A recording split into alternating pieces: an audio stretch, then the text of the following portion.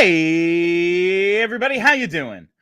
Well, that's good. Welcome to PHLY Flyers. My name is Bill Matz. I'm your director of fun and games for the afternoon.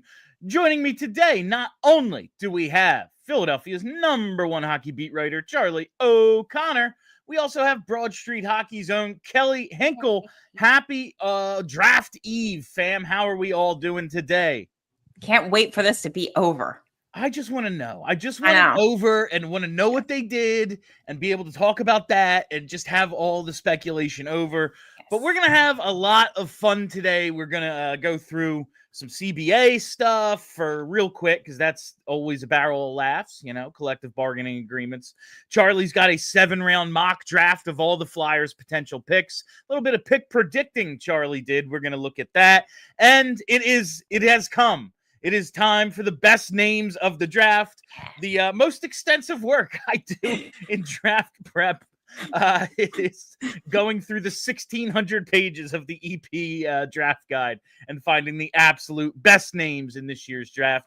Before we get started, though, got a few things to tell you about. First and foremost, hit that like button, damn it. Do it. Give us the likes. I want the likes.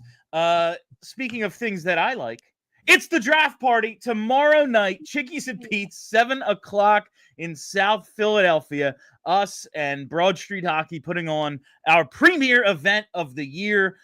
Limited quantities of tickets still available. Go to allphly.com for your $5 general admission or your $55 VIP ticket, which includes 3-hour open bar with food and a meet and greet with Bernie Perrant, all sorts of fun giveaways.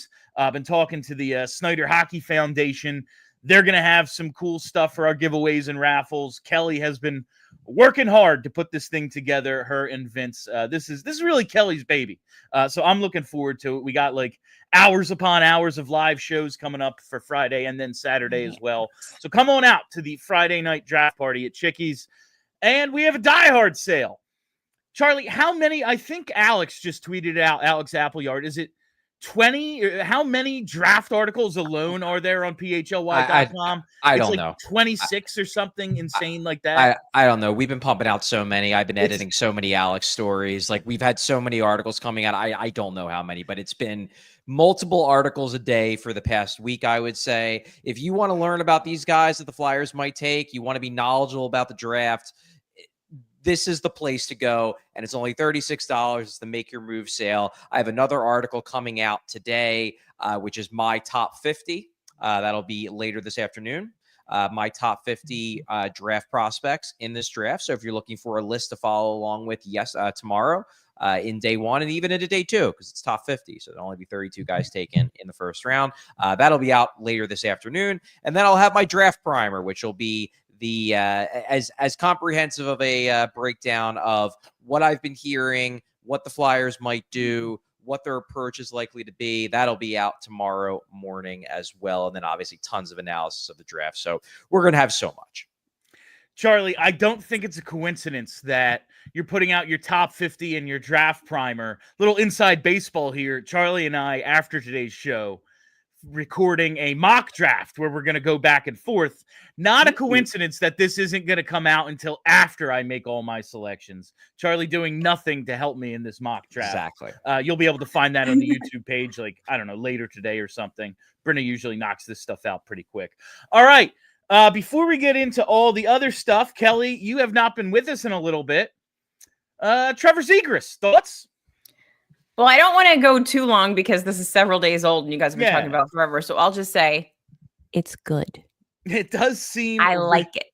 It's hard not to like it, especially when you look at the price they gave up and everything. We've been talking about it for a few days, but... It's very exciting. And honestly, it is. The people are excited. This was one of those moves that got everybody like, oh, the Flyers. And that's always fun for us. Well, that was like me and Charlie's biggest takeaway was this is...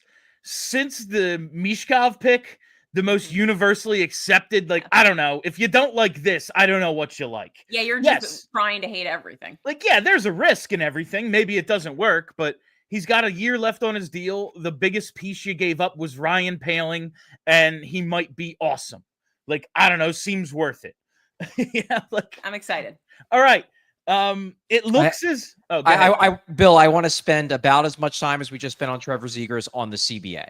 Oh no, but I have so many thoughts, Charles. We have an entire summer to talk about the CBA. It looks as if there is going to be real soon a new collective bargaining agreement. There's going to be a memorandum of understanding signed probably by Friday, tomorrow, so they can announce it like at the big event, the draft and everything.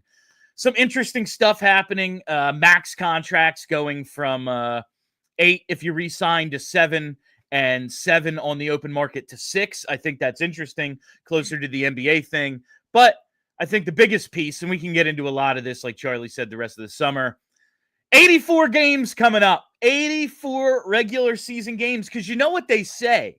Yeah, man, the playoffs, that's cool and all, but the NHL regular season, that's what everybody loves. Yeah, I love watching hockey well into June. It's so fun for everybody. Like, honestly, and I was saying this before the show, I know a lot of people that like hockey, that watch the NHL pretty exclusively, that are obsessed with it like we are, total sickos. Never heard a single one say, you know what I want? More regular season games. No one's ever said that. No one wants this.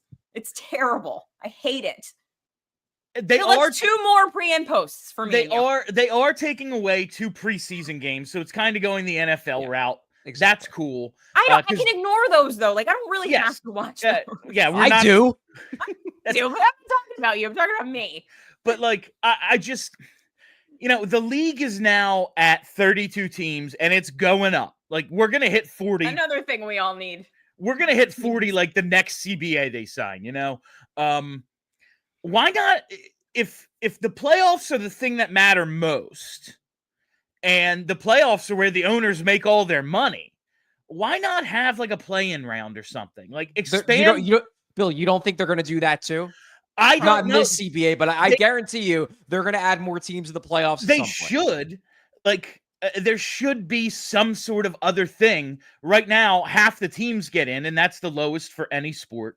I don't know. I just find I find the whole thing like, okay, more regular season, fewer preseason. So technically they don't have to start, like, the season doesn't have to go longer.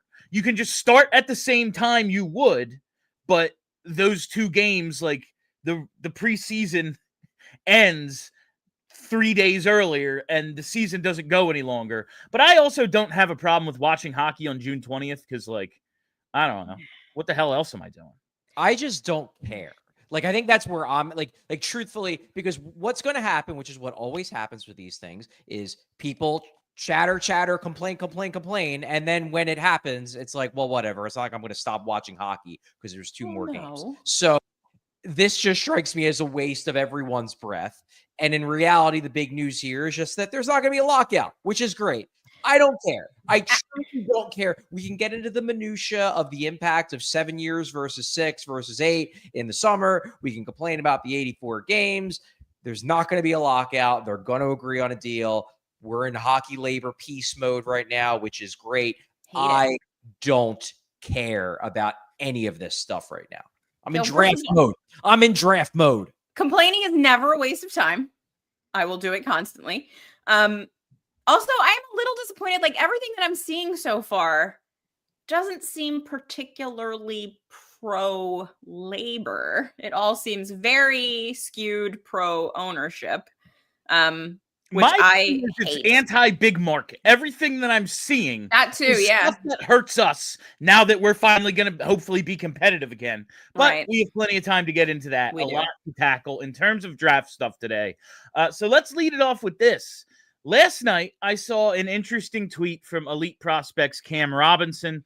He says Anton Frondell at 2 has become the likely outcome. Now, everyone's saying everything right now. I don't think like Cam is just trying to engagement for him. I just think he's hearing stuff that's like, oh, wow. And everyone's talking all the time because that's what you do this time of year. Charlie, do you think this actually changes anything for the Flyers? Like, let's say it's not Misa at 2, it's Frondell. Is this just flipping who we assumed we're going to go 2 and 3, or could this have any impact further down to 4, 5, 6, 7, etc.?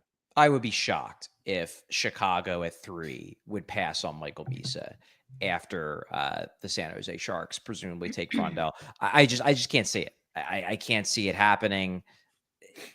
Misa's too good. He's not the kind of guy that could slip. The shocking thing to me is that Anton Frondell's stock has gone up dramatically from where it was just a month and a half ago, because the chatter about him in the wake of the under 18 worlds was he's a guy who could slip. He wasn't that impressive in the under 18 worlds. Now, granted, some of that was the fact that I think he was coming off of a flight. He kind of just jumped right into the action and medias res. So there were reasonable ways to wave it away, but it happened. And now suddenly he might go 2. It's odd. Now, I like Anton Frondell a lot. I would never in a million years take him over Michael Misa, but I like him a lot. He's a good prospect. It's just interesting to me that there was a world a month and a half ago where I thought, maybe he could be there at 6, and now suddenly he might not even get past 2. I find it interesting. I think this is more a case of one team falling in love with Anton Frondell, or maybe 2 teams if you include the Blackhawks in that realm, rather than everyone loving Anton Frondell. I don't see it. I don't get the sense that everyone believes that Frondell is the next Barkov. It seems like he has some real big fans, and those real big fans happen to be the teams at the top of the draft. Yeah, I remember when we talked about him when we were doing the more in-depth scouting reports on each guy who might be available at 6. It was like, this is a legitimate possibility here. Anton Frondell, he didn't look great at U18s, like Charlie said, and I just really liked his goal scoring, his size, his ability to get to the dangerous areas. And now it's like, oh yeah, there is no chance he's there at 6. Like, you have as much chance of drafting Misa and Schaefer as you do Anton Frondell at 6. Like, it's just not going to happen. And yeah, a month and a half ago, it was like, oh, he's one of the guys who could be there. And now it just does not feel like that's the case. Yeah, you wonder if, I don't know if this is the case, but he does get Barkov comparisons, and you do wonder if there might be a slight Florida effect here. Oh my God, the Florida brain. I can't take it anymore. Where, it's like, well, Barkov, I mean, you can make the case, and I don't think it's a ridiculous case to make, that Alexander Barkov is the best player on Florida. Now, I think the chalk pick would be Tkachuk because he's the high-profile guy. But in terms of all-around game, you can make the case that Barkov is their best player. And if you see a guy who reminds you a bit of Barkov, maybe that just ups him on your draft board just a little bit. Yeah, I mean, you're known for smothering, and you have the most smothering 1C in hockey. Like, yeah, I'd say he's their best player. But we will see how this all works out. I'm just interesting that it seems like forever we've been going, oh yeah, Schaefer, Misa, and then who knows how it's going to go. And it really kind of seemed like it was like, yeah, Frondell 3, and now maybe not. Maybe it's going to be a little different, but I'm not positive as of now anything here affects like what happens at 6, who's available there, because those guys 2 and 3 in all the mocks probably just flip. Yeah, all right. I would compare this to the late flip of Leo Carlsson and Adam Fantilli 2 years ago, where in the lead up to the draft, it was Adam Fantilli's going 2. Obviously, he's going 2. Leo Carlsson will go 3 or 4. And then in the days leading up to the draft, it became obvious that Anaheim really liked Carlson. That didn't mean that Fantilli was going to slip. That just meant that team at 3 was going to take Fantilli. I think it's going to be similar here. I still always, and then we'll get to your 7-round mocks. We got a lot to get to today. There's like 27 names on the name list, and I got jokes for all of them. I still think, like, in my head, I go, oh, Adam Fantilli, 2nd overall pick. It's like, no, that is factually incorrect. He actually was not. But it's just like burned in there because that's just what it was up until the actual day of the draft. All right, let's look at Charlie's 7-round Flyers mock draft. Again, one of the Brinna was kind enough to give me Alex Appleyard's actual tweet. 16 articles from PHLY Flyers totaling 30,000 words or more on the draft. Wow. Basically a master thesis on Flyers draft. Plus, all the stuff we do here on video, which you can get ad-free if you're a diehard on allphly.com. It's not just the written content. It's this without the commercials. All right. Charlie, your 7-minute round mock draft. We'll just go here pick by pick. It's all of the Flyers picks. When I first saw you publish this, I was like, if this crazy bastard did a 250 pick mock draft, I'm going to yell at him like writer Charlie is stressing out co-host Charlie, and that stresses me out. But no, it's just the Flyers picks, and that's totally normal.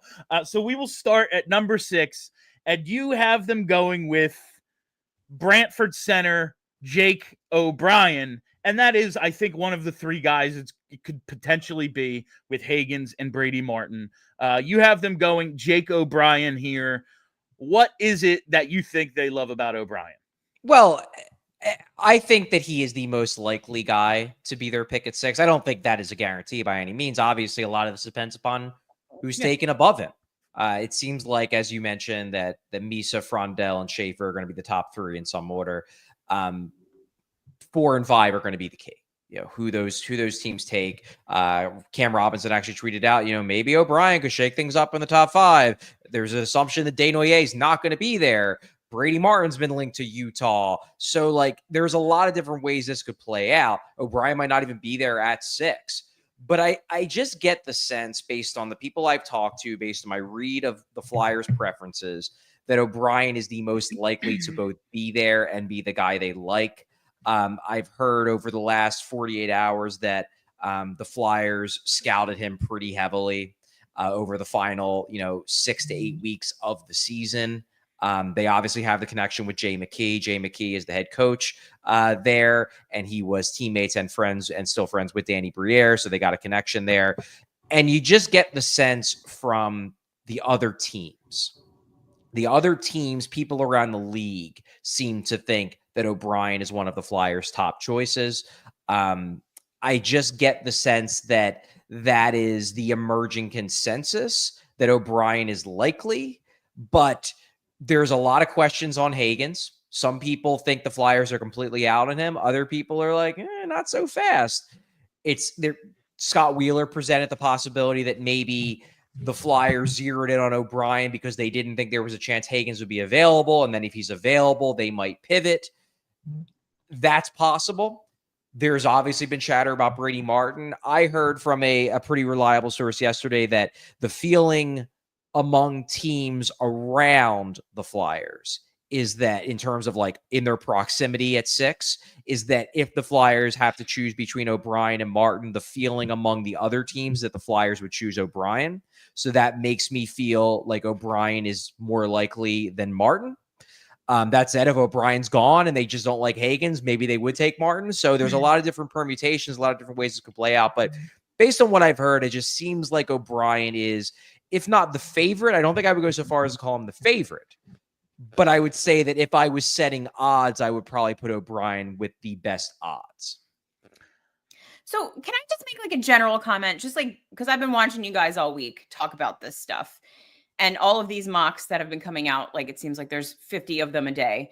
And also okay, let me get my thoughts together. So Danny Briere has done a really good job over the course of his tenure, not really leaking anything. And yes, but it's not like he's been, I knew 10 days before the draft there was a good chance they were taking Michkov. So it's not like they are perfect. Well, that one feels like a little bit what are we going to do? Not take him if he's there? That one seems like a little bit. A lot of teams didn't. I know, but they're all stupid, and Danny Briere's not stupid. He's got that MBA. The point that I'm getting to is that so far, over the course of Danny Briere's tenure, it seems like the hockey media at large doesn't know how to cover or analyze or contend with the idea of a Flyers team that isn't doing the Flyers things. Fair. Taking Brady Martin is the Flyers move. And I feel like so many of the mocks are directing us toward thinking that that's what's going to happen, because all of these national guys, all of these guys are well, that's what the Flyers do. But so far, Danny Briere hasn't really done a lot of that's the Flyers thing to do moves. That's true. And so part of me wonders this assumption that they're just not going to take James Higgins if he's there because he's smaller, and they're just definitely going to go for another guy because he's bigger, even if he's less talented, objectively. I just like, until that happens, I don't know if I can like convince myself that it's the most likely outcome.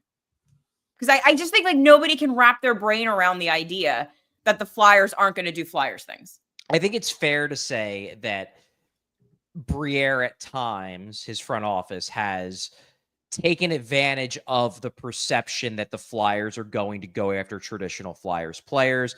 Look, Trevor Zegras is like the anti-traditional Flyers player, and clearly they were not scared away from him, whereas other teams were. Other teams were like, nah, I don't want to deal with Trevor Zegras, and the Flyers are like, yeah, give me all the Trevor Zegrases. That's fantastic. So I agree with you there. That said, I've heard from enough people that the Flyers at least like Brady Martin to believe that it's not a smokescreen. Now, it doesn't mean they like him the most. Right. But I've heard from enough people to feel confident that they're not just making this up. This isn't like them lying to have everybody think that like, we like Brady Martin. But it seems like every team likes him. Yeah, exactly. Yeah. I just feel like the idea that the Flyers are definitely going to be the one to reach and take him way too high because he's the Flyers guy. Like, until they do it, I'm just like, maybe they won't, because they haven't really done it yet. It's fair. It's fair. And the one thing I will push back is, to be clear, I would take James Higgins. I have James Higgins third on my draft board. He would be my pick if he's there. But I do want to push back a little bit that like not taking Higgins would be this like, dereliction of duty in the sense that they're passing on this obvious superstar. Like, Higgins has warts, and the warts are not just he's small. Like, yes, that's one of them, but it's also that he played a pretty perimeter game this season. He obviously didn't excel in college the way that true superstars do usually as a freshman. He is old for the draft year. And I've noted this a couple times this week, but I'll harp on it again. It's noteworthy that in Bob McKenzie's final list, which again, Bob McKenzie's final list is not a Bob McKenzie's opinion. Right. This is a industry consensus list where he is polling scouts and executives from teams. This is as close to an industry consensus list as you get. Higgins was 7th. So this is not a case of like, oh man, how could the Flyers have let James Higgins slip? Like, I would take him. He would be my guy. But Jake O'Brien was above James Higgins on that final list. Brady Martin was 8th. In terms of industry consensus, both of those guys would be perfectly reasonable picks. Now, I would disagree with them taking Brady Martin, but I don't, for example, I don't think taking Jake O'Brien over James Higgins is a ridiculous thing. Now, I would take Higgins over O'Brien. I would. But I don't think that it will be viewed in the hockey world as some crazy pick. And I think I get the sense that might be the feeling on social media just because Higgins has been hyped up for so long. Would you say that O'Brien has a higher floor than Higgins? No. I actually think O'Brien has the lower floor. Okay. That's the main reason why I have O'Brien lower than guys like Desnoyers and Frondell and Martone and Higgins, obviously, is because I worry about the risk of O'Brien. He plays at a slow pace and needs a lot more physical development. The skating isn't as good as it possibly could be. He has like the pitter-patter strides. There's a world, and I don't think this is likely, but there's a world where Jake O'Brien is just a really, really good AHL scorer and never really could fully translate it to the NHL level. Whereas with Higgins, like, I don't know, his ceiling's like good middle 6 wing, or his floor is good middle 6 wing. Like, that's worst case scenario where he's like a smallish middle 6 wing who, is going to score you 45, 50 points a year. O'Brien's floor, in my mind, is like not an NHL player, which scares me a bit. But I do think O'Brien's ceiling is first-line center who runs your power play and is basically like, I don't know, like taller Claude Giroux. Like, that would be cool. Like, that's a real good ceiling. Hagen's ceiling is also first-line center. So I have Higgins over O'Brien because I think there's less risk there. But I do think that O'Brien is also a swing. He's a big swing on talent. Whereas Martin, I look at it as, even his biggest fans, a lot of them think he's a second liner. He's just a second liner they really, really want on their team. Yeah, your rant yesterday was very enlightening. I think I might be coming around on Brady Martin, as I knew I would. Oh, no. As I knew I would. One question here on O'Brien, then I got to hit an ad, then we got to start moving. Why do I get Morgan Frost vibes from Jake O'Brien? Because he doesn't play that fast. That's the big reason. And I actually would say Morgan Frost, from a pure talent standpoint, at least in terms of when they were drafted, like, Morgan Frost was a better skater in terms of his raw speed. When Morgan Frost got going, he could fly. It was just he played slow. O'Brien plays slow, and he also needs to get better at skating. Now, he's very thin. He needs to bulk up muscle-wise, and the Flyers historically tend to believe that, hey, skating can get better if he just gets stronger, and O'Brien needs to get a lot stronger. So when O'Brien is done developing, maybe he will be a legitimately plus skater because he builds up his lower body, and then everything just gets better. His strides get more powerful. Right now, though, I think Frost on draft day is a better raw talent skater than O'Brien is right now. But the real similarity is the pace. That said, Morgan Frost was around a point per game guy in his draft year. Jake O'Brien nearly cracked 100. So I don't think it's fair to be like they're the same. Jake O'Brien is way more accomplished in his draft year. Jake O'Brien's draft -1 season is comparable to Morgan Frost's draft season. And Jake O'Brien is young for his draft year. He's a June birthday. So I don't think it's quite fair to be like, oh, he's the next Morgan Frost. He's a lot more accomplished than Morgan Frost was at the time of being drafted. That sets my mind at ease. All right, let us take a pause for our first commercial break. Whatever the moment, it's never ordinary at Bet365. Bet365 has over 90 million users worldwide. They live stream almost 800,000 events each year. I tell you about the early payouts all the time, and they're one of the pioneers of live in-game betting with over 78 different sports with live in-game markets to bet on. And I've just been checking out a little bit because, off season's here. I want to know what the sports books are thinking about the NHL next season. Well, if you would like to get in on crazy futures right now for a three-peat, you can get Florida at plus 850 to get their third straight. The favorites right now are Carolina and Edmonton at 7-1. Let's see. Let's scroll down, see where Philadelphia is. They're near they're near the bottom at 80-1. So if you think it's going to be a big off season for Danny and company, maybe you want to get in on them. But whatever it is, you got to place your bets at Bet365. And we have breaking news from our friends at Bet365. New customers now get $150 in bonus bets when you bet just $5, win or lose. All you got to do is sign up, use the code PHLY365, deposit $10 and place a bet for $5 to get $150 in bonus bets, whether your initial bet wins or loses. Bonus bets can be used on the spread, totals, player props, futures, and more. Whatever the moment, it's never ordinary at Bet365. Must be 21 or older and physically located in PA. If you or someone you know has a gambling problem and wants help, call 1-800-GAMBLER. And you know what time it is.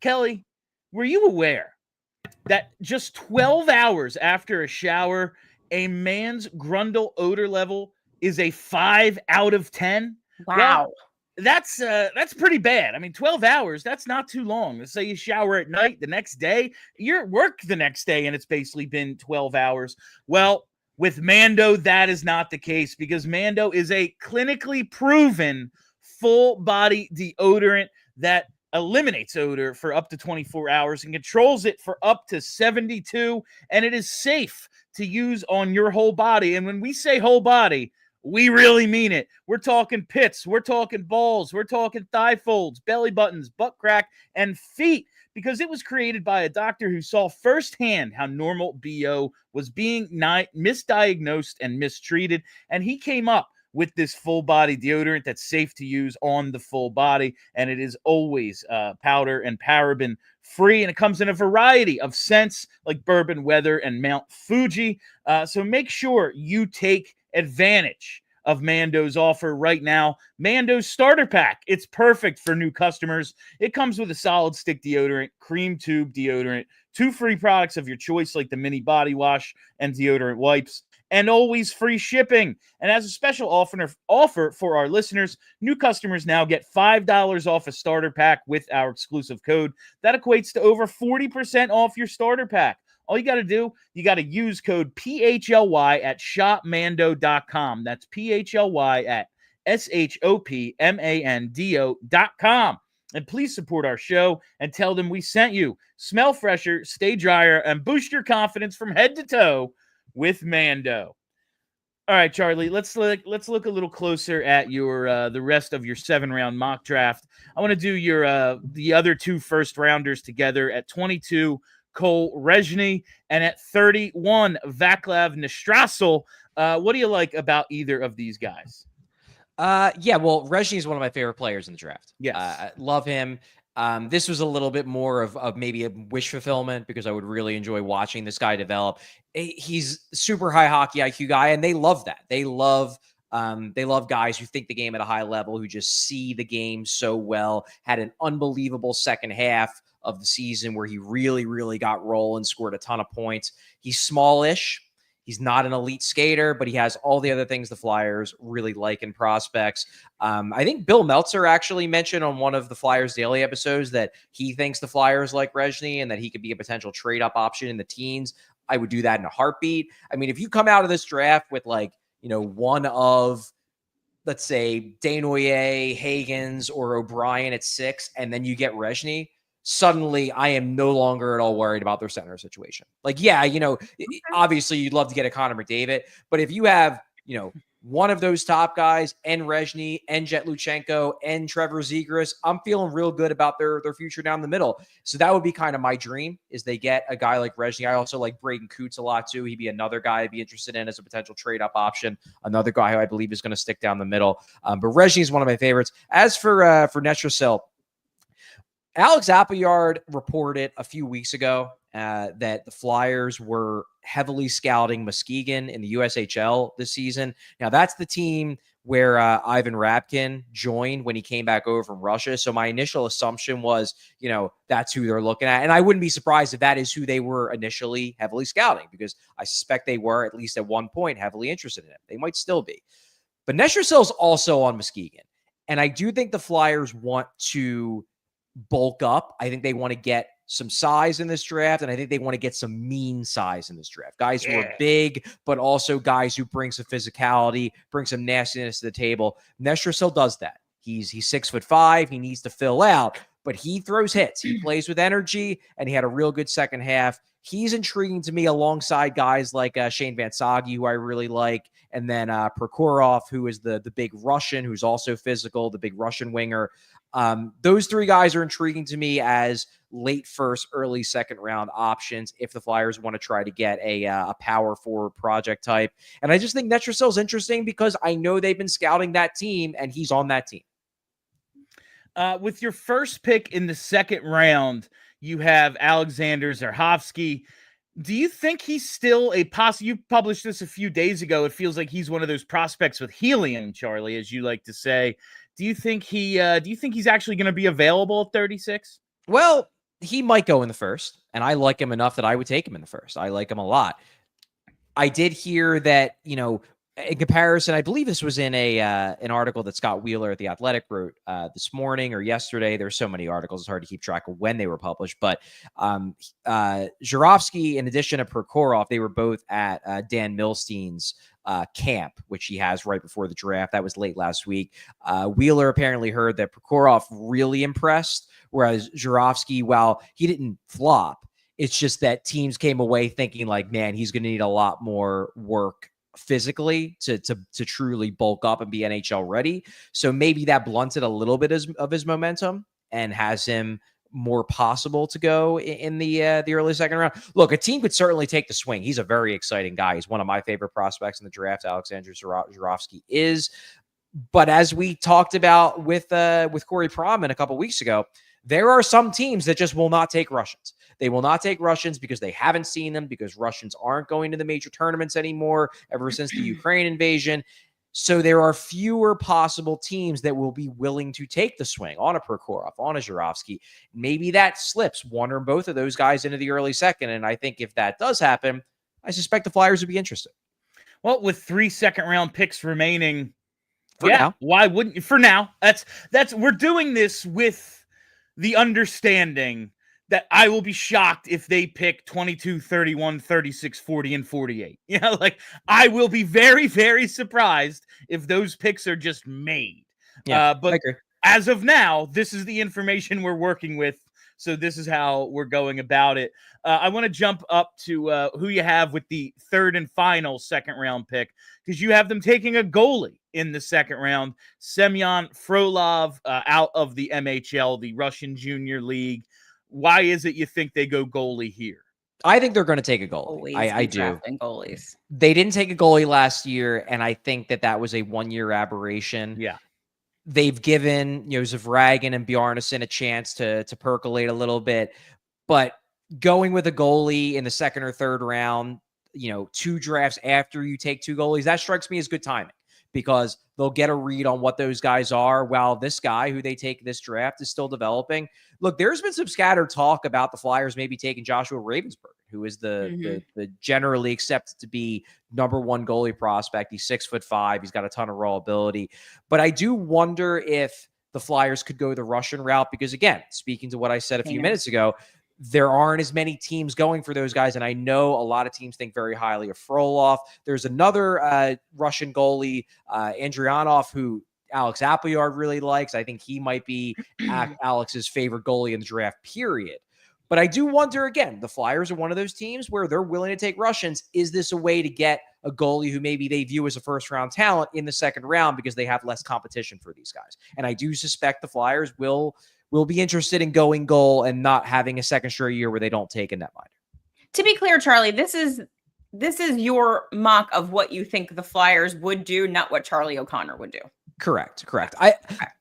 I really like Cole Resching and Alexander Jurovsky, but I also think they are players who the Flyers could plausibly take. Yeah, I was kind of thinking that, like, when you were describing the big mean kid and Jurovsky, it sounded like you liked Jurovsky better. I do. But you think the Flyers will go big and mean first?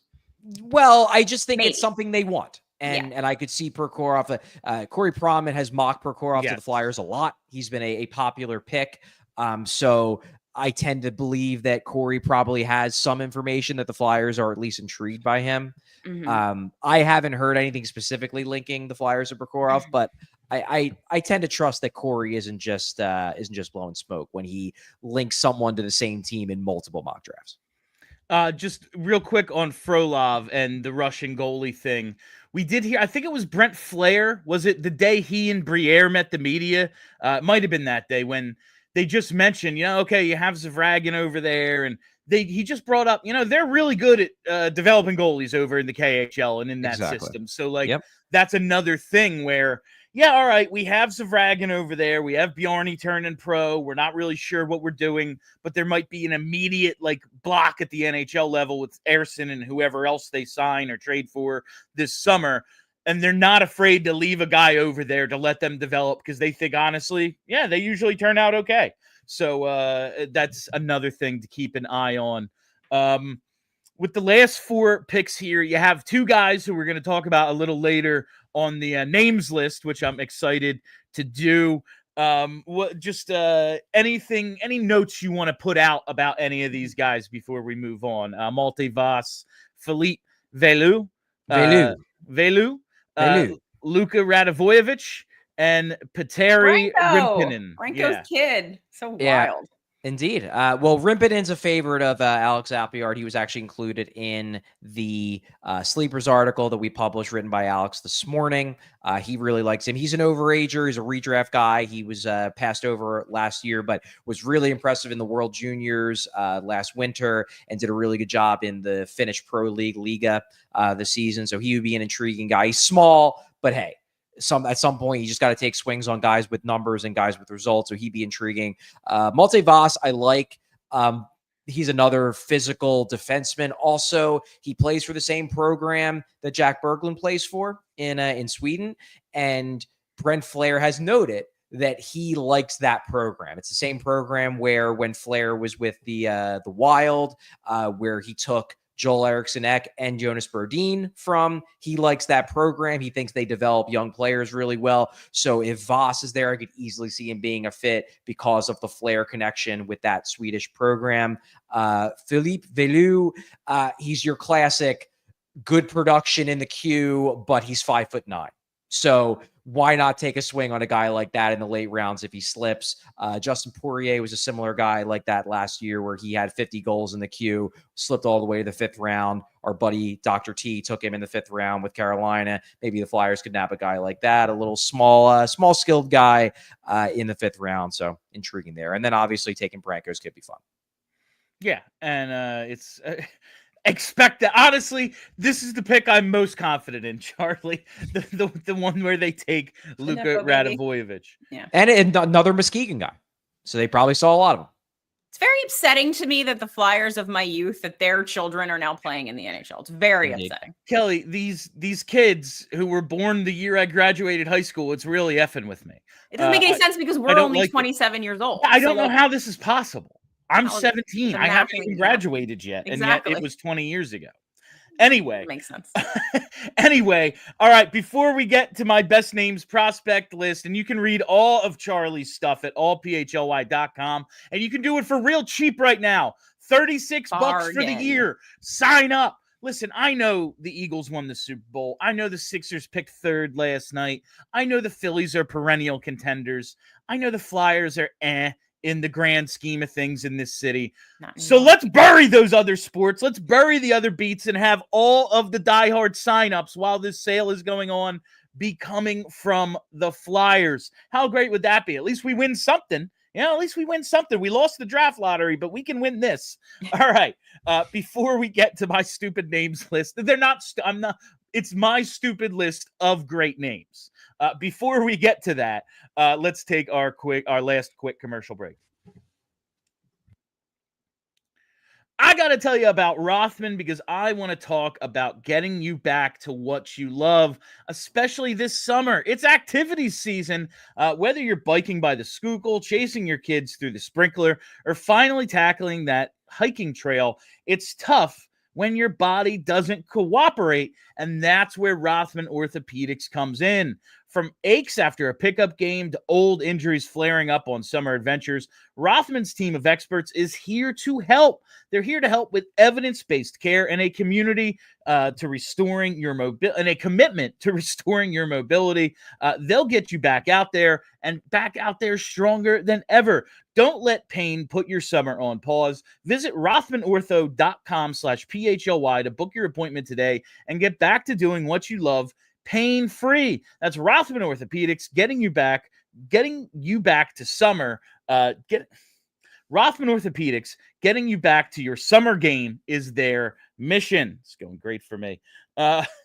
Let's talk about Cherry Hill Jeep now, because if you're looking for a Jeep or Ram truck, there's only one dealership in South Jersey who has been the market leader since 1967, and that's my friends at cherryhilljeep.com. They've got you covered on the best selection, but more importantly, the best prices, and they're celebrating Memorial Day savings all month long. We're well into almost the end of June now. They still have those holiday savings going, so slide into a Jeep Grand Cherokee this month.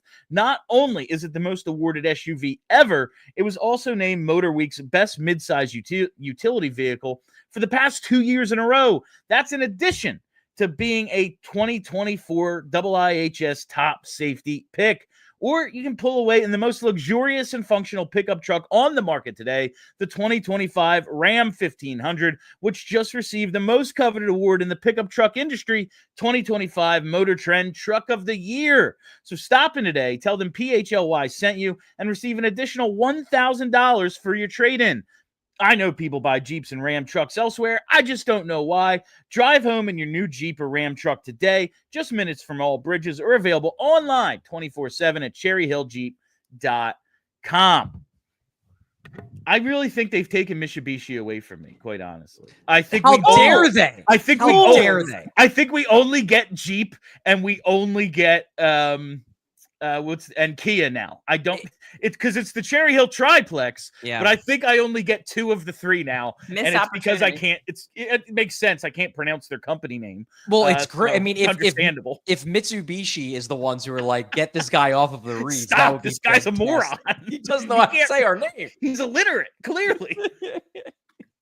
All right. Speaking of funny words, it is time to get into our most requested draft content. Yes. That is not based on any data other than me liking to say it. I request it. Last year, I think did it just come up because I love the name, what was it, Yakimchuk, and then John Mustard, and I was like, we got to go through this and talk about the best names. Last year was a fantastic draft of names. Were good ones. And the Flyers got one of them in Jet. The Flyers ended up, I think when you told me that the guy named Jet is actually super fast, I think that was kind of the basis for all of this. And then, like, that's who they drafted, which is very funny. So let's get to the list as we can reveal it now. And Charlie, if you have actual things to say about any of these guys, because we've got into some of them not so much, especially like we'll go backwards from the way it's listed here, because I started like with the rankings and then I just started finding funny names. But Carter Bear is someone I don't know if we've spent a ton of time on. We've talked about him. It's a good name. It's a legitimately cool. It's a cool hockey name. I dig Carter Bear as a name. It's so much a hockey name that I think it's almost too on the nose. Like if he's a character in Mystery Alaska, the studio comes back and is like, "We get it. He's a hockey player." Like it's so perfect. But what can you actually tell me about Carter Bear? Because I think a lot of people are looking at him as a potential trade-up option for the Flyers. Relentless player, a lot of fun, goal scorer, has skill. He's a fun guy. I think he's a winger at the NHL level. He's played some center, but I think he's a winger. Yeah, he's a trade-up option. He's a little bit more of a luxury trade-up option in the same way that like Victor Eklund would be. But look, he's the 10th. He's number 10 on my board. I love Carter Bear. He's a blast. Some people, the one thing I would push back a little bit on Carter Bear is that I've heard some people, Alex Apiar being one of them, saying like, well, I don't know why you would take Brady Martin if you can just take Carter Bear. He plays the same way. And there are some similarities. Carter Bear is a high compete guy who brings skill to the table, has a good shot. The difference is that while both players like to engage physically, Brady Martin is an elite body checker who I think will continue to be an elite body checker at the NHL level, whereas Carter Bear hits people, but he's more annoying as a hitter than he is like actually inflicting pain and punishment. I don't think he is going to actually hurt guys the way that I think Brady Martin will. But I do think that Carter Bear will play physical and he will be an energy guy in addition to scoring a lot of points. So big Carter Bear. And I have Carter Bear higher on my board than I do Brady Martin.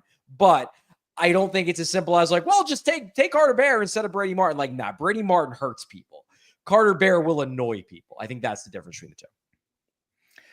The next one here, Radim Mrka.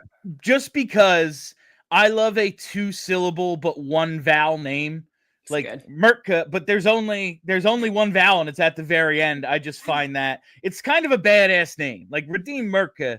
Like, oh yeah, I think he's gonna throw an elbow at somebody. That's a good hard name. Mrka, the Redeem is whatever. Like it's fine. Yeah, it's fine. We've had Redeems in the NHL. Mrka, first off, it's an extremely Czech name. He's gonna murk you. But like, I absolutely, when I see the name Mrka, I think like mob enforcer from Eastern Europe. That's gonna hurt you. Mrka's gonna hurt you. I'll call it Mrka, and then you'll change your mind. Yeah. It's got Aki Berg vibes to me. Yes. That's a good hockey name. Yeah. All right, this next one we've brought up a bunch. Braden Coots. Okay. Simply because, Kelly, it's the summer of 2011. The Flyers just traded Richards and Carter for Jake Voracek, Wayne Simmons, and this guy. Braden Coots. You're talking about Carter Bear being like a stereotypical hockey name. Like this is like a computer generated.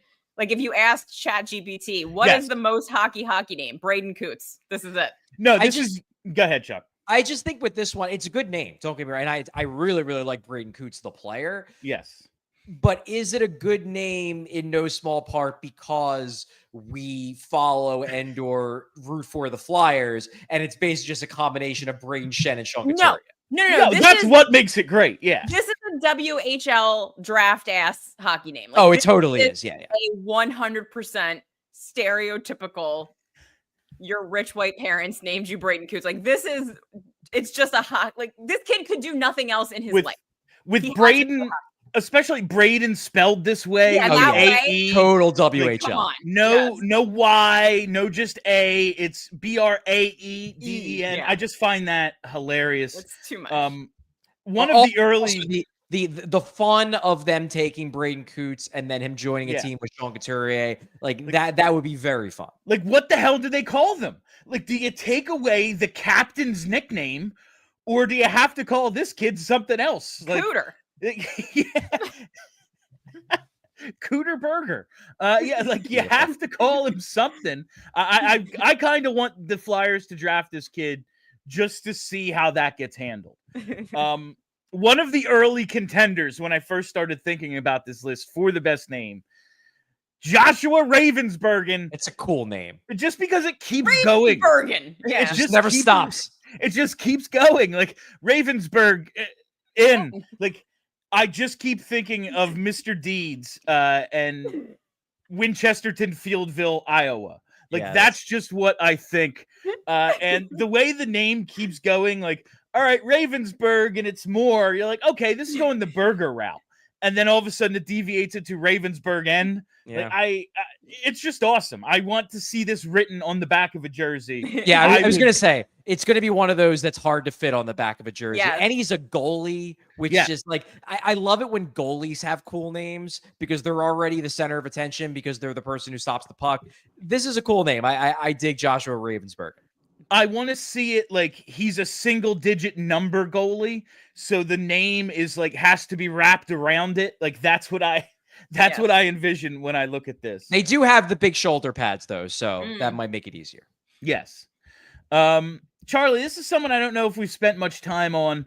Riker Lee. And the reason he made the list is I just wish he was a shutdown defenseman so he could be like Rikers Island. Rikers Island. Yeah, like, that would be great. I'm a big Riker Lee fan. He made my list of favorite prospects in the draft. I like Riker Lee a lot. He's smallish. He's the kind of guy where like I like him, but I'm not really expecting the Flyers to take him. He's been compared to taller Bobby Brink. I don't know if they need another Bobby Brink, but I really like him. He's a lot of fun. It's got big AEW vibes. Riker Lee. Yeah. Sounds like a wrestler to me. That is definitely a wrestler name. Shane Van Sage, just because I am picturing like a Primo's ad, like Primo's Hoagies, like Van Sage good, Sage roll bad. Get your hoagies at Primo's. Like that's funny. Oh god. We have so many super chats. I'm just going to kind of push through these a little bit here. We'll post the list online. We got 4 hours tomorrow night, William. Yes. Yeah, we could do this all day tomorrow. Sasha Boumediene. Another guy I like a lot. Yeah, he has every vowel. Yeah. He's got every vowel in his name. And it reminds me, Charlie, do you remember a like third string quarterback in Oakland named Marquise Tuiasosopo? Oh, of course I remember Tuiasosopo. You kidding me? I just remember watching Sports Center like back in the day, and I think it might have been John Buchagras, but it could be Neil Everett. I don't remember. But regardless, he gets into a game, and the Sports Center anchor goes, "Hey, Marcus Tuiasosopo, the alphabet called. They want their vowels back." And that's what I thought of when I saw Sasha Boumediene's name. And now I get to make the same joke. Life comes full circle here. There we go. Jacob East Wozniak. Jacob with a K, a hyphenated last name. And there's got to be some sort of IQ problem-solving Steve Wozniak reference to be made here, right? Could be. I think one thing about him, though, he does get criticized for his consistency and hockey IQ. So it's not very Jet Luchenko-ish. Going back to Boumediene for a second, the one issue I have with Sasha Boumediene, I don't love that second S in Sasha. It just it irks me. That is it's not the C. It's not the C that bothers you. It's the S, the extra. Yeah, pick one, either the S or the C. That's in writing it out a couple of times. I was like, this is annoying. Having the SC here be one or the other. Yeah. It's a little annoying to me. Just irks me a bit. Really good player, though. I like him a lot as a prospect. This Dakota Rahemu Mullen. Dakota with a D is really Dakota Riem Mullen. Riem Mullen. I believe is how you pronounce it. He's intriguing, actually. He's an intriguing sleeper, but yeah, wild name. Charlie actually gave me the phonetic like writing of it so I wouldn't screw it up, and here we are. I just think what's funny about it is it's like you're jamming together, and I say this, I have no idea what his cultural background is, but like you're combining together like a First Nation like first name, yes, a French Canadian initial last name, and then like the most boilerplate white Canadian last name ever. That's true. No, like Mullen was like the last name of my 5th grade girlfriend in South Jersey. Like it is a very funny, like Dakota with a D, cool. And then you just keep going. Like, how did we end up here? Theo Stockselius, just because there's got to be some name. Sort of Stockselius is a great name. Like it's a bummer. Sort of selling stocks, the banker, something there. It's a total bummer that he hasn't gotten a lot of like first round hype, because the puns for like Stockselius is stock is rising. Yes. Yeah. Like, come on. And the stonks. We could totally use stonks. Stonks. Yeah. The stonks meme would be great. All right. We have a Vigo Nordland, and I just love it because of Vigo the Carpathian. And now no Vigos have ever played a game in the NHL, according to the Hockey Reference database. Interesting. Although Vigo Gustafsson was taken in the 3rd round last year, and if memory serves, he made the list based on Ghostbusters 2 references as well. This one's for you, Kelly. Jimmy Lombardi, because he has to be a winner, like Vince Lombardi or Dean Lombardi. Yeah. Jimmy Lombardi sounds like a guy that like goes to Skinny Joe's for a cheesesteak post-draft. He's at the Columbus statue right now, actually. Evan Passmore, just because I picture like the coaches, that's outstanding. His coaches on the bench like yelling at him for a line change, and then his teammates are just like, "What do you mean to who?" And then chaos ensues because they're just trying to pass more. Like first, pass more. It is good. Oh, yeah. This is the one. Votek Seahart, like this one, I don't even know where to begin. And when you started putting these ones on there, I put in the outline, Inside Baseball here, I put in the outline to Bill, like, Bill, do you know how to say their names? Because I don't know how to say any of these guys from 10 to 14. So many symbols. It's really just like, this is wild looking, and I had to include it. I wanted to play the pronunciation on the mic and from Elite Prospects, and then realized that'll include unplugging my headphones, and who the hell knows where the broadcast will go from there. But this one, this is up there just because I don't think this is like a combination of letters that creates a sound I can make with my mouth. Same goes for Mads Kongsback Clivo, I believe. Sure. Mads Kong is back. There's just a lot here. Vladislav. Revenge of Kong. Yes. Vladislav Ukmarov, because it sounds like a swear word to me. It does. My love. This is where Charlie wrote, do you know how to pronounce any of these? I can barely pronounce the easy ones. I can't say Mitsubishi. Theodore Hallquist, just like the STH. There's a Q in there. That's cool. And he has a brother 2 years older than him, Wilhelm, also still draft eligible. So Wilhelm and Theodore. Love that. Yeah. Love no E in Theodore. Yeah, I like that. I feel like this is a family that is distantly descended from royalty, and still is playing into it. Family. Yeah. Yep. Yes. We have a couple of Brunos next. Bruno Idson. Bruno's always a great name. Yeah, always Bruno, a great first name. There have only been, as far as the Hockey Reference database knows, 2 Brunos to play in the NHL. We had one of them, Bruno Gervais. Yeah. There's a Z. Didn't they have Bruno St. Jacques too? Did they? I don't. Did he ever play in the NHL? Unclear. He might have been a career AHLer. He was definitely on the Phantoms. Yeah, I was going to say he was definitely in the organization. Yes. But I'm not sure he ever played an NHL game. The 2 Brunos that have ever played in the NHL or have ever been in the league have at least been in the Flyers organization. This guy also has a Z in his last name, which automatically makes him cool. And then Bruno Osmosis. That's just fun. And Alex actually really likes this guy. He made the sleepers list as well. All right, we were going to have Alex on. We're going to have Alex on tomorrow and Saturday to talk about his sleepers and then talk about Bruno St. Jacques did play for the Philadelphia Flyers. He played 13 games for the Philadelphia Flyers, 0 points in those 13 games, but he did play for the Flyers. All right, we are headed to overtime. Well done, Brenna. Go to allphly.com for more of the show. William Tomko, because Tyson Tomko, I think, was an underrated wrestler in the early 2000s.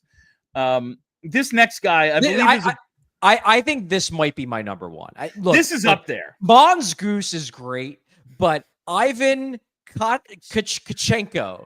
It's so Kachenko. It's like we're trying to be Kachuk, but we stumbled over our words. It's so good. Halfway through, and then Ivan's a great first name. Yeah. This is a fantastic. This is Ivan Kachenko. Like, it's like you're stuttering, but it's his name. Yeah. And everybody wants a Kachuk.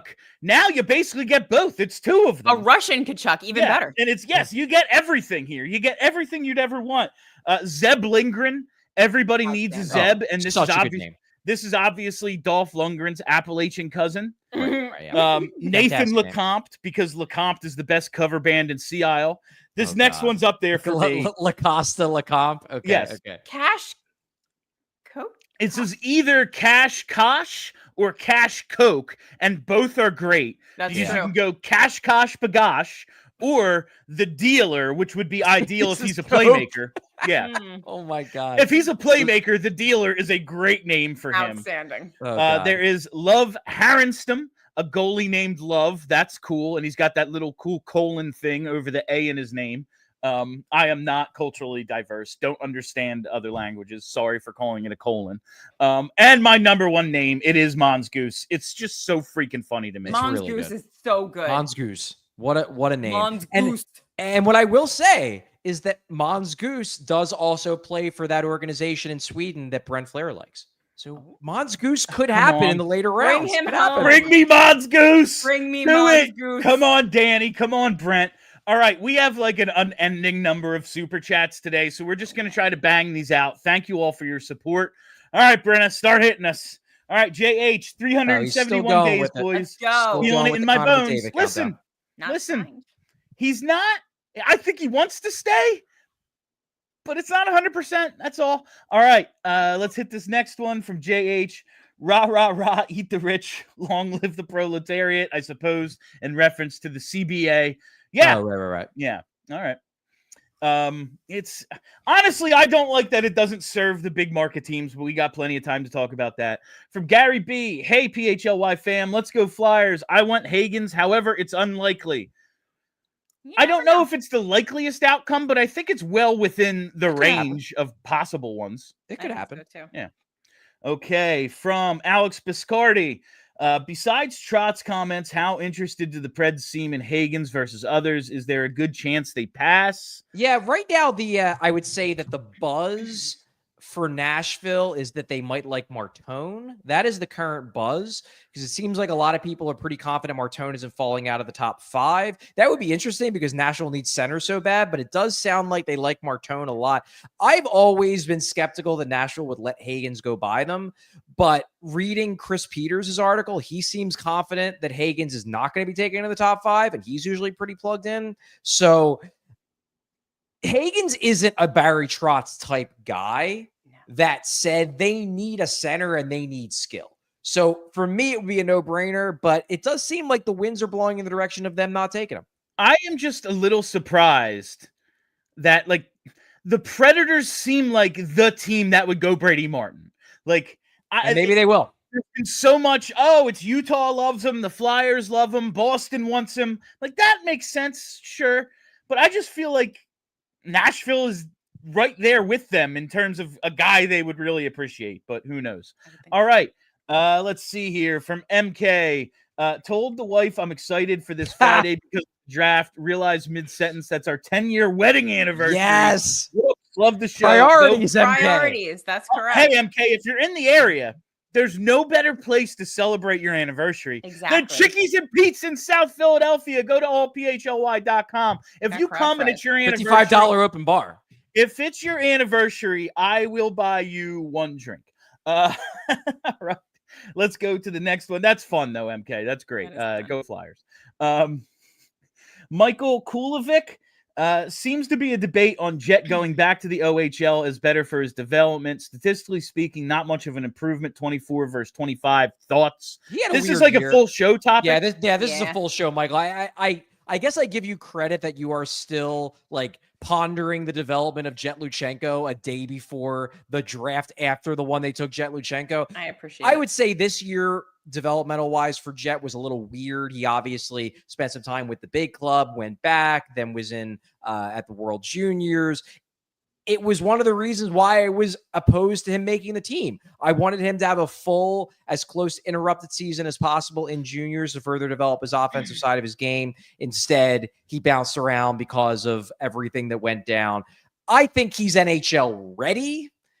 Would he be better served building up his offense more in juniors? Maybe, but also he plays for such a bad team. So I think there's a good chance he makes a team, at least to start the season. I will say that. All right. This next one here is from Purple Crayon.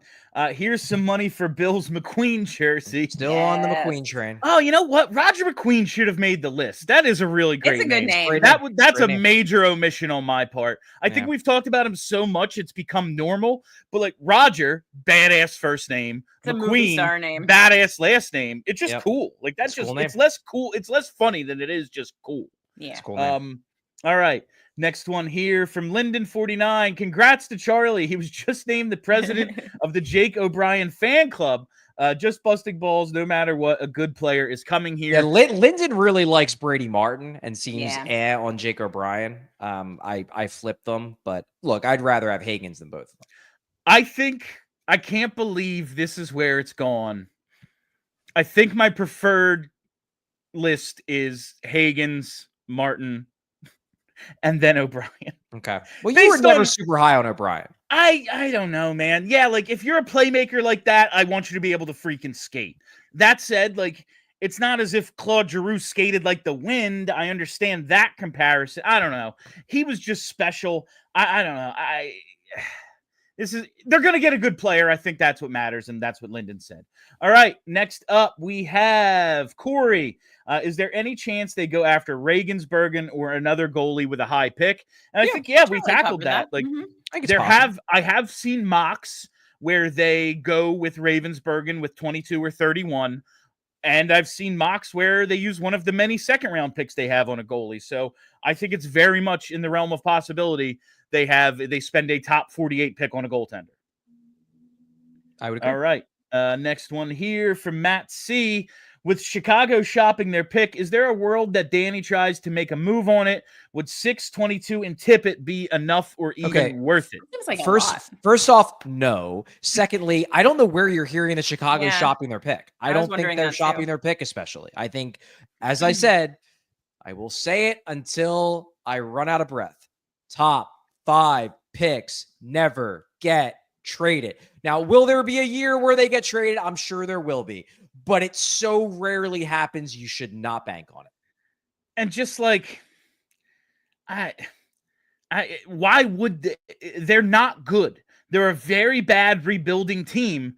Like, you need these picks. What does Owen Tippett do for you? Like, I don't know. Yeah, I don't know. That just seems like, is the talent disparity between Chicago's pick and our pick so large that all of that is worth moving up a couple especially of spots? Now with the idea that like they're gonna get Michael Misa. Like that just seems insane to me.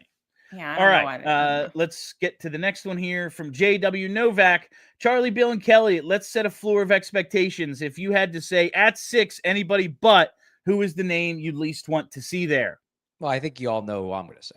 Charlie's is Brady Martin. I mean, honestly, like, I hate when I say the same thing as Charlie, but of like the likely outcomes, like obviously like some kid that's ranked 23rd or whatever, like I would prefer they don't pick him either. But like of the likely outcomes, Charlie, your rant yesterday about how like even the guys that really like him are like, yeah, he's maybe a second line player. And it's like, well, but why then would you take him with such a high pick? Like that's the one where I just feel like it's going to be not only a reach, but like a result of Florida brain fever that I just don't want to believe that Danny Briere has been infected with. I guess like guys who are there that I'm not that interested in at 6, like Victor Eklund. But then, of course, if he falls out of the top 10, sure, a trade up to get him is a win. But at 6, I just don't think he solves any of the actual problems you have other than overall talent. Yeah. Right. So I guess for a realistic option, it's Victor Eklund at 6. All right, let's keep going here.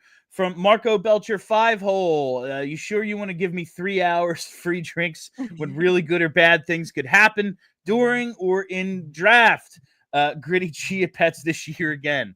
Are they doing Gritty Chia Pets again? I don't think we have Gritty Chia Pets this time. I did not get them from the Flyers. But yeah, $55 VIP at the draft party, 3-hour open bar with food and a meet and greet with Bernie. So, I mean, come on. That's well worth it. AllPHLY.com. Get your tickets. All right. We still have more from David Schub. If Hagens is gone, take Martin. NHL ready tools, shot, and pace. If Orion equals slow frost, that's a red flag. The nerds get Zegras. We cavemen get Martin. He's the fun, chaotic choice. Let's go Flyers.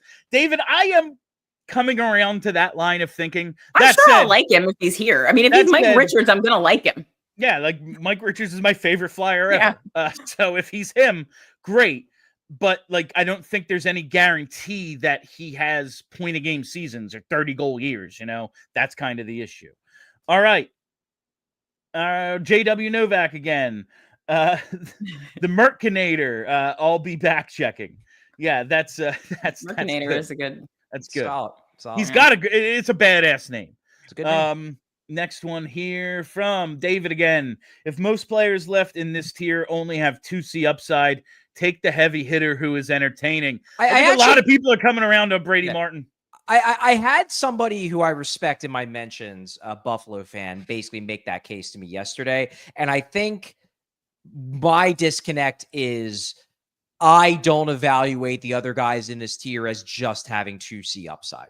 Like, I look at Anton Frondell and I see a guy who, maybe could be a 1C, certainly see a path for him being a first-line wing if he moves over to wing, but could be a 1C. Caleb Desnoyers, I think he could be a Heishier type impact guy, which is, 1C on a decent team, 2C on a great team.